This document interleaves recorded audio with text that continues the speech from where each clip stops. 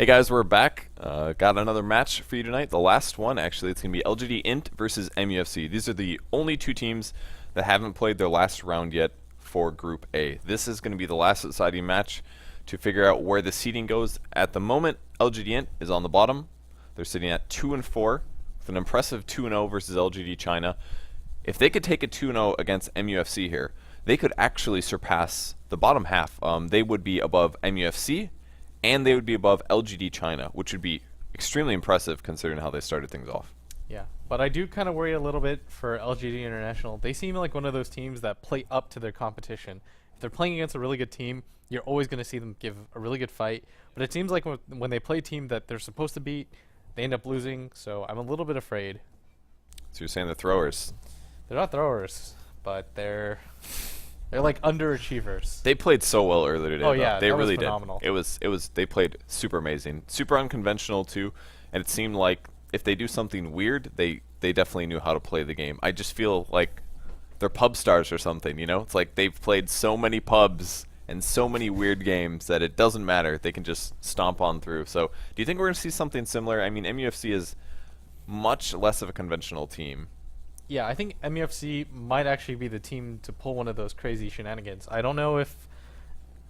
I think actually, if I were LGD International, this is the game that I play safe and standard. Really? When you play against a team like LGD China, where you practice a lot against, and they know kind of the way you play, I think you kind of have to go off the wall, do something they don't really expect, that you've never really run in practice. Yeah. Whereas against a team like MUFC, I think LGD International overall is a slightly stronger squad, just from maybe my Western bias, but... They do seem to be a little, from what I've seen anyways, they do seem to be a little stronger, especially if they play like they did today. Then I would favor them over a team like MUFC. So maybe play a little bit standard and just kind of, let MUFC do the crazy stuff. We play our standard style. All right, well, let's take a look over the rosters really quick if you guys haven't been following things up today as well. This is LGD.int currently taking, they took a 2-0 against LG China earlier today. PyCat playing their one role. They have danced their roles around a bit. He played the super badass Ursa previously in the game. So we'll go really fast here. The games are just about to get started. 2 role is G. He has been playing their solo mid role. We've got Misery up next. Actually played the 4 role earlier today. Played a Great Vengeful Spirit. Brax actually playing the 3 role. He played a lot of Nature's Prophet earlier today. And finally, Theban playing 1437, of course, playing the hard support. Played a great Wisp earlier today as well. The other team, we're on to the Hexagons, of course. Execution, man, that 6 is way too low. They executed that Wisp Venge gank so much better than that earlier today. Really impressed me. Looking a lot stronger than they were in the past. And if we hop over to the other team, MUFC here. 1 role is going to be Hontrash player playing the hard carry, lots of Faces Void and other insane farming roles. 2 role is FZFZ playing the mid players. I only see him play Queen of Pain, by the way. Only Queen of Pain, okay. And the third role, is TFG. Excellent player as well, playing the off lanes. 4th role is Ling playing the, of course, secondary support, secondary farmer. For support, that is. And Winter, of course, the hard support player. And team captain, pretty cool guy. So we are about to get under wraps. So MUFC, there's their Hexagon. Drafting is a 9. Their strong point, of course, because they can get general outdrafts, forces bad lane setups for their opponents. I don't know if that's going to be the case here because we did see some excellent drafting out of LGD.int, but the draft is underway, so we can head it over to the desk, guys. Have fun with the game. Boom. We screwed something up with the background rotator, but that's neither here nor there. LGD International versus MUFC. The draft is underway. Of course, I'm LD, joined here by my buddy Blutz. Blots. He's all over the place today, and so too are we. But it's game 1 of this best of 2, MUFC versus LGDN, and well, as you mentioned, it can affect the results for Group A. Obviously, first seed, the big prize is already claimed. DK will get that, so no matter what, they are going to be finishing on top of the group. They'll be seeded directly into the semifinals. But as for Invasion and MUFC, as well as LGDN, one of these teams could finish in the top 2 or 3, and that could make all the difference. Yeah, definitely. And this is kind of the match that I was actually the most excited for, even more than the 2 LGD squads, just because it's a game where the playstyles are kind of the most random, I feel. LGD International is one of those teams where they bring that Western flair to that Eastern training that they have, and they're able to kind of execute some really crazy strategies. And whereas MUFC actually, they're kind of one of those Southeast Asian teams that are also willing to go off the wall. They're a team that also runs Wisp. Actually, LGD going to be the first ones to pick up that Wisp that they value so highly. We're trying to fix the TV in the background, and somehow I've managed to completely bork Blitz's computer. You may just want to restart, buddy. That may be a little bit simpler. I have no idea what's going on. I'm so scared. I'm scared that if you restart it, it'll stop working, which did happen earlier, and it was rather comedic. Now Cal is going to step in. Shout out to him. But the draft continues. It will be, of course, a Wisp first pick for LGD.int. We saw something creative from them. Vengeful Spirit Wisp combo.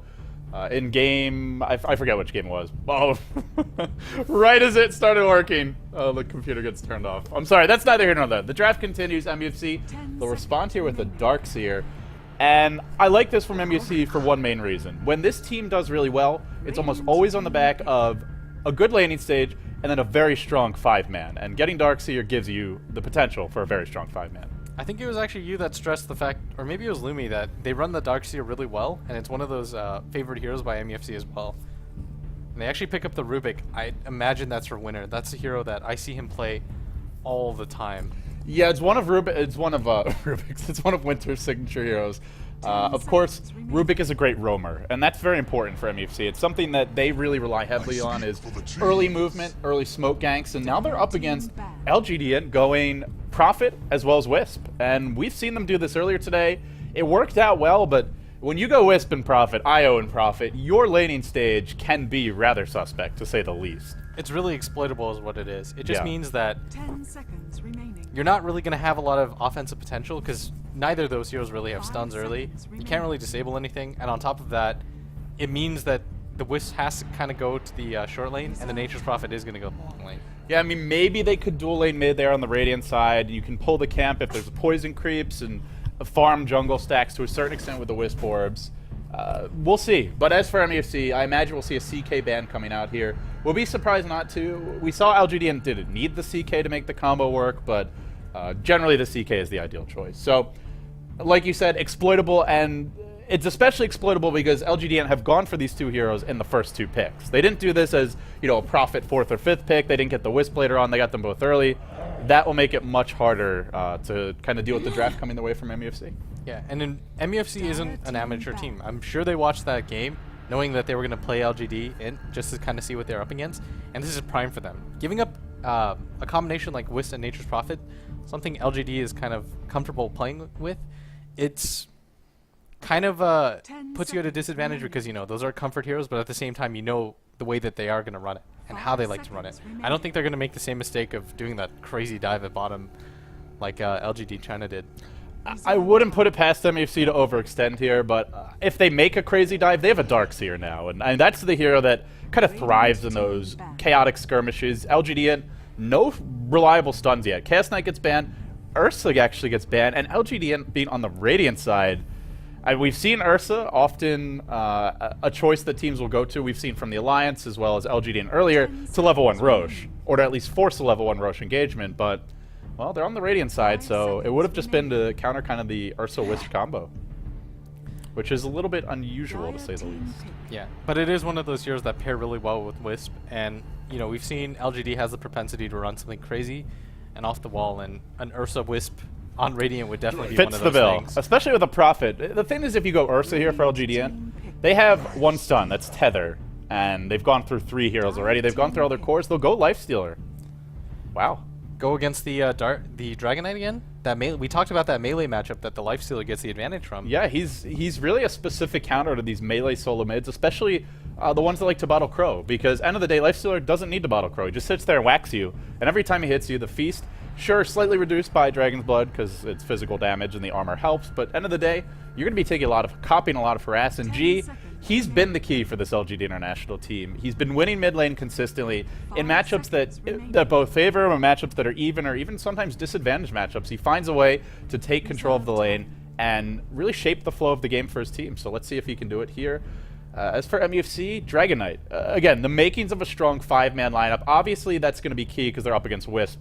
Prophet, you don't want to be spreading the map too much, but I also just like this for MUFC because I think it's a better style. It suits them more.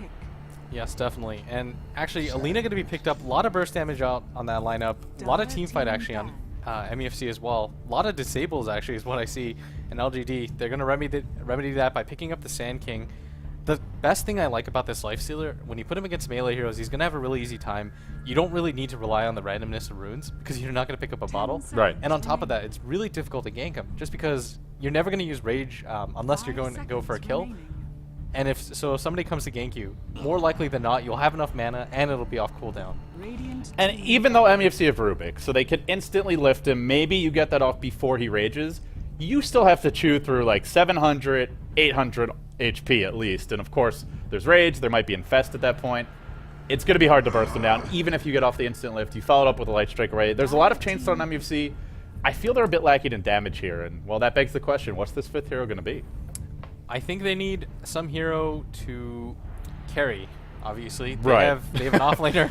They have Fantastic support. deduction. Thank you. This is why they pay me the big Sherlock bucks. Blitz Holmes in the house. I was looking, I was like, wait, what do they not have here for a second? But they're going to need some sort of carry. There's a PA, there's a Void. I know they really like to pick that. It's one of those heroes that actually does quite well against Lifestealer, right? He pops the Rage, the new Chrono. And it's a hero that I've seen MUFC pick up quite often. Yeah, they're one of the few teams that actually runs it. It's also great against Wisp, because you Chrono, and you can just burst the Wisp down if you want, or ignore her, kill the carry, and then deal with her later. Either way, you break up that symbiotic relationship between the Wisp and the carry and just pick somebody off. Yeah, there's PA as well, but Alchemist is actually going to be the hero. Ooh, interesting choice here from MUFC. Strong tri-lane hero in certain situations. They have a very strong chain stun now. Rubik Lift, into a Light Strike Array, into an Alchemist stun.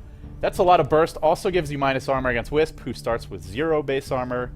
That's going to hurt.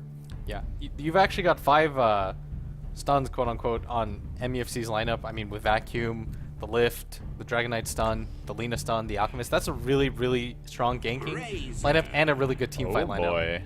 LGD. Razor. They'll go Razor here. And well, there is one other interesting thing to talk about before we see the Razor come out. Is they have a Sand King Wisp, which in theory is a very devastating teamfight combo. You can channel Epicenter and then relocate into the fight. I'm apparently dancing around on the desk too much here. But yeah, the Sand King Wisp combo. I really love this in team fights. If the enemy team gets caught out of position, channel Epicenter, relocate in as that's going off, and then you suddenly arrive, you epi everyone, you burrow through. That can completely throw a team fight to the winds. And well, the Razor pick, interesting final choice. Razor is generally weak against a lot of burst damage. This hero needs to live through a prolonged fight, and MUFC have burst and spades, but what do you make of the pick? At the same time, that is true, but you've got heroes that have a lot of targetable abilities, and you've got a hero that works really well against that. I mean, Razor does really well. Purge. Yeah, with the Purge, his third spell, his passive, works really well against these target stuns. And at the same time, I think if Razor picks up just 1 or 2 tank items, he's going to do really well against a team like MUFC. Because what are you going to do after you kill the Razor? You're going to use so much on him if he gets a tank item, then how are you going to kill the Lifestealer? Well, we'll see if that's the case. We'll have a quick pause here from MUFC. FCFC is going to disconnect from the game, and Blutz, whatever your name is nowadays, it's time to introduce our teams. On the dire side, we'll have MUFC. They're your Malaysian contenders. I would not call them sensations. They have not had the most dominant results as of late. They're doing decently well in the Alienware Cup, but they would really like to take a 2-0 here and take a statement win off of LGD. And traditionally a team they have struggled a bit against, I do believe. On the side of MUFC, we'll have FCFC handling the Dragon Knight, taking his talents to the mid lane. Looks like he may be rushing Tranquil Boots, or potentially Renabasilis. We will have to wait and see. Darkseer going to be handled by TFG. We'll have... Oh god, who is this? Huntrash Player. Huntrash Player. Blitz is not able to bail me out there, but that's okay. It's Huntrash Player playing the Alchemist Winter on the Rubik, and last but not least, it will be Ling playing the Lina. You left me hanging, buddy. Dude, I'm working like double shift right now. People don't realize that. It's your twin who's working. Like running back and forth, having to talk the entire time. And is my it really a mouth double isn't shift working. if there's 2 of you? Exactly. So that's MUFC. On the side of LGD International, we'll of course have your Western transplants. Oh, dude, let me introduce them. I got this. Oh, now you want to talk. So we've got G going to be playing the Lifestealer that Such a fanboy. we're used to seeing him on, and he's actually stacked regen. Pycat going to be playing the Razor, a hero we don't actually see too often. Brax playing the Nature's Prophet as usual. Aaron, that's actually 1437. I don't know why he's changed his name. Is going to be playing that Wisp and Misery going to be playing that Sand King. This is a very poor Wisp. That's an incredibly poor Wisp. Tangos, Observers, and bought the Courier, I believe, and, well, now we'll have Dota 2 crash again. Why not? Thank you, Valve.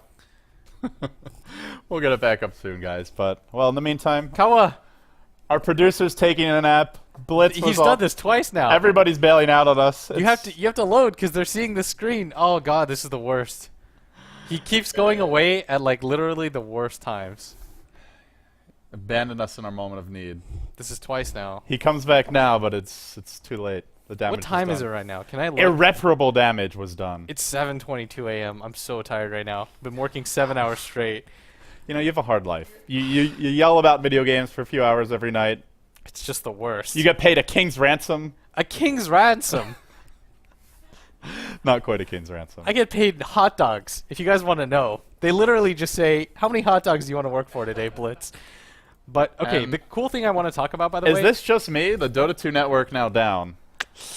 Maybe that's why... Oh, no. Actually, he loaded in, so I think it's just you. Maybe you should try running... Okay, what did I do now? Everything's just going wrong. Okay, I have to reconnect now. What is going on here? My goodness. Okay, here's the thing. Great thing about picking a Life Stealer mid, the actual... Okay, we're good. The actual best thing about picking a Life Stealer mid is that you don't have to get a bottle, so you get boots really quickly, meaning it's really difficult to gank you at an early level. Mm-hmm. That boots advantage, especially since there's so little distance to close, is really advantageous. And I also feel like even if he didn't have boots, again, do they really have the chain stun to bring a lifestealer from full HP to nothing before he pops rage? Probably not. No, definitely. And especially if you get phase boots really early, just because you can skip everything else. You don't have to get a bottle. You can even pick up a bracer if you feel really scared. And being able to just skip that bottle, I gotta say, means a lot. knowing G, he's probably not gonna be scared. This is a guy that plays with some serious cojones. Yeah, he's the kind of the player that realizes, you know what, I'll be able to get that rage off if crazy things happen to me. Like, no matter what, I'll be alright. So, I can't imagine him doing something like that, but, you know, just in case. We will see. Guys, I am finally connected to the Dota 2 network. Thank you, Valve. We're reconnecting to the game right now. We should be getting underway soon. Our admin's constantly disconnecting as well. The world crumbles around us, Blitz. Yet Dota marches on. The Alienware Cup must go on. By the way, huge shout out to our sponsors, of course, Alienware, as well as MasterCard, the people who are making this tournament possible financially, as well as DPM Interactive, or DPM Licious, as many of you may know her. She is the head organizer and the person who's been coordinating everything. If you want to know more about the tournament, if you're confused about the format, what's coming up next, the schedule, anything along those lines, be sure to check out the new Alienware Cup website, which I believe is alienwarecup.com. You can also visit their social media, Facebook, Twitter.com/Alienware Cup. I was paid for all those announcements. I wasn't. So I did it out of the goodness of my heart. I did it because I love DPM and... Oh, no! And no. No game. You have to stop doing this to me. I'm just getting... How many pauses have we had today? I don't know. There's just way this too many. This is why we have a stats man. We have K-pop Tosis doing the stats for us. Hey, check it out. What? You're on camera. Oh, Why did you say that? yeah. Let's see. He interrupts us to tell us, hey. Like what? What, Jarrett? Oh, hey, you're on camera. Thanks, Jarrett. Thank you. I'm just telling you this time. Because I was in the other room last time. What is going on? You're on camera. I'm just waiting for like the posters to fall off the walls. Pycat's back in the game, so we can actually hop back in the game now. Looks like Tusky does disconnect again, but looks like we're okay. Pycat signaling go. Then the game gets paused by winner this time. Wait, one went to the toilet. I am face palming so hard right now. During this time, I'm just going to check my email, man. By the way, the Elgato Courier is coming soon to a Dota 2 store near you. I highly recommend you get one. She's adorable. And don't ask me why it's Elgato, despite being a female. But it is! It is!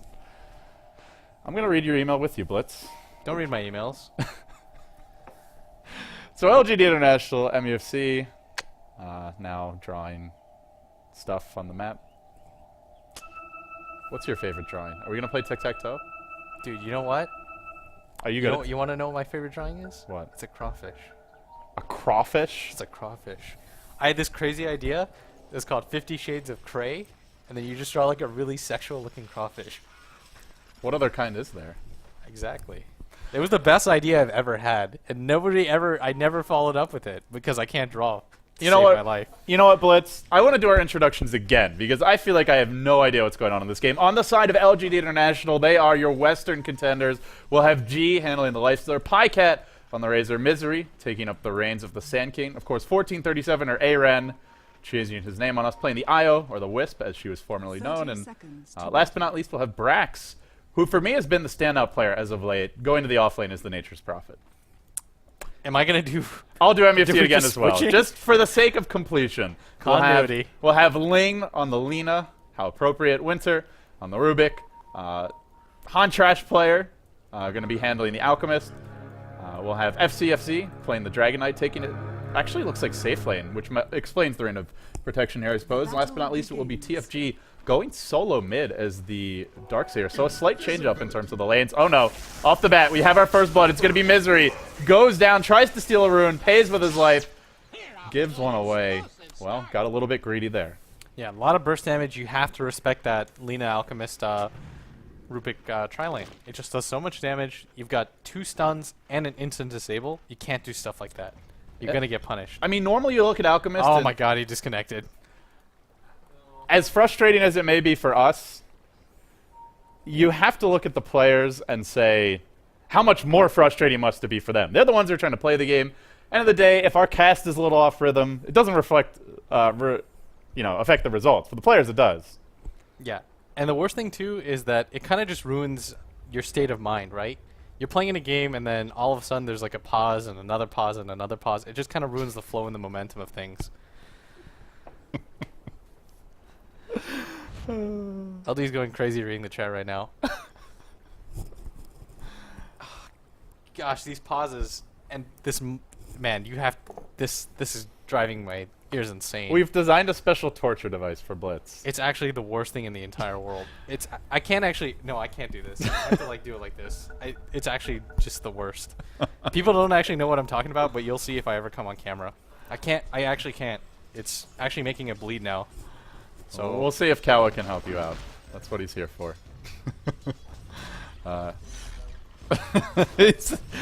Large chunks of Blitz's ears are splattering onto the floor as we speak. He is in a lot of pain right now. But off the bat, we're going to see an early movement from LGD.int. We're going to see an early pause from LGD.int. Never had one of these before. Meanwhile, Kawa is performing I'll surgery. just deal with it. Trying to put Blitz's ears back together. Dude, this is just... I do can't so take much it. for you guys. I can't take it. You've thrown your body on the line for us. Okay, we'll have another unpause. LGD, they'll go back into the river. They'll look to D-Ward. Guys, this is game 1 of a best of 2. It's your final match of Group A. And we're going to try to compose ourselves here. Because that's what we do, Blitz. That's what we do. From MUFC, got the first blood. Where do they go from here? I think just being able to lane standardly at this point is fine. Standard. I mean, you did get the first blood. That does mean quite a bit, especially for your supports. Actually, who got the kill? They actually gave it to a Han Trash player, so he's got 779 gold off the bat already, able to pick up his boots, so he's going to be just fine. And on top of that, I mean, Misery's going to be level 1. Both the supports, actually, level 2 on Ling and half a level on Winter already. So doing quite well for themselves. Misery trying to do a bit of dewarding here, but the stun being channeled right now. In comes Han Trash player. He's going to get the stun off of Misery. Follow-up is there. Light Trickery being stacked up a little bit, unfortunately, with the telekinesis.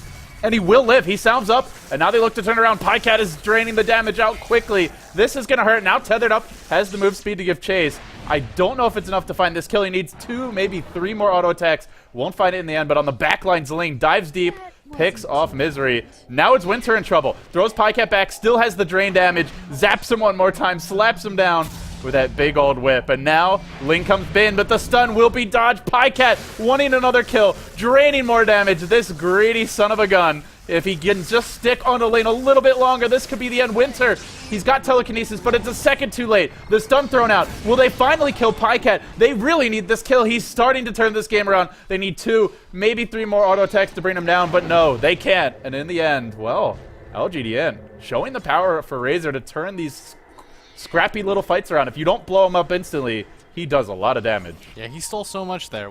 Actually, Winner's was his telekinesis on cooldown? I'd imagine that's what the reason was. Yeah, he TP'd back in, and when I clicked on him, it was off cooldown, but obviously if it was up, he would have used it sooner, so Yeah. must have just cooled down. Really smart laning choice, by the way, by Radiant's middle tower is MUFC. under Putting TFG mid, he's able to just kind of skip across the creeps, do a lot of pressure, and actually get a lot of farm in return. And although G, man, that guy he's is playing phenomenally. I He's mean- got 18 CS under the tower. Yeah, he's last hit under his tower, and like you said, it's a lot better than putting the Dragon Knight here. It puts a lot more pressure on G. It prevents him from checking runes or doing anything aggressive, but he's still free farming. He's 20-4. We're 3 minutes in. That's 6 CS plus a minute. That's pretty impressive stuff. And the worst thing is Brax is actually at 13-12 against FCFC. He's only got 6 CS. It feels like they just can't find a place for this Dragon Knight. Actually, a rotation for Misery. Only a level 1 Sand Cane, but they will look to make a go here on TFG. If they can set up a Burrow Strike at the right moment, it might be enough to secure a kill. G, not yet level 6, though, and if they see this rotation, well, MUFC may look to dive this bottom lane. 1437 boldly marching forward. Always has the tether to retreat if necessary. It won't come to that, at least not yet. Mid lane, in they go. Now they're going to go on TFG. He's trying to win this man fight. He'll take it with the double damager. Misery struts in, but it's a level 1 Burrow. Cannot get in range. TFG is going to live. A big play for him, and I think maybe the first time we're actually going to see G lose his lane mid. Yeah, and actually, I don't know if it's... actually, yeah, the CS is about equal, and you get a kill. The worst thing about that was that Misery thought he was okay. He's like, oh, well, what's going to happen to me? And then he forgot about the physical damage that Darkseer can put out with the DD rune.